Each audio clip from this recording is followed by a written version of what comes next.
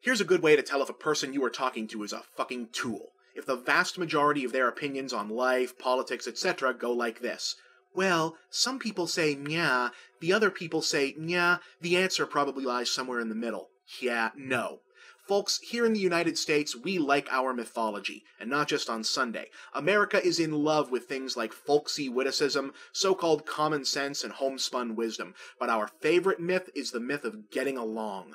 We're told that since human beings are all basically the same in the biological sense, we all need pretty much the same things. And if we just took a moment and calmed down and opened up to mutual compromise, we'd solve all our problems, and that the only things keeping this from happening are the extreme elements on the fringe of both sides of every issue, whipping everyone else into a lather. Now, this is a nice thought. It's comforting, it reinforces the idea that discussion and mutual give and take are valid, workable approaches to solving serious impasses, as opposed to aggressive winner-take-all, two-men-enter, one-man-leave conflict. Sadly, it's also bullshit. Yes, even in politics. Especially in politics, and especially today. See, in the real world, compromise, or even merely friendly competition, is only really possible when the two sides ultimately want the same thing, or have more in common than they don't. For example, in modern American political lore, we've romanticized the famously friendly rivalry between conservative President Ronald Reagan and liberal Senate leader Tip O'Neill in the 1980s, how they'd rhetorically tear each other apart in speeches all day, but then meet in each other's offices later on and share brandy and smokes and happily talk shop.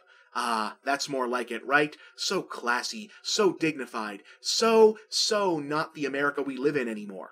Here's the thing, part of the reason Reagan and O'Neill got along so well is that they really weren't all that different. Yeah, sure, Ron was nominally on the right and Tip was a man of the left, but at the end of the day they were both old, rich, white dudes. So of course they had stuff to talk about over their brandy and cigars. Old, rich, white dude stuff. What's more, their constituencies were basically the same. Republicans were primarily interested in the votes of one big-ass group of middle-class white people with a smattering of lip service paid to the religious right, while Democrats were after the votes of another big-ass group of middle-class white people with a smattering of lip service paid to minorities and women's rights and so on.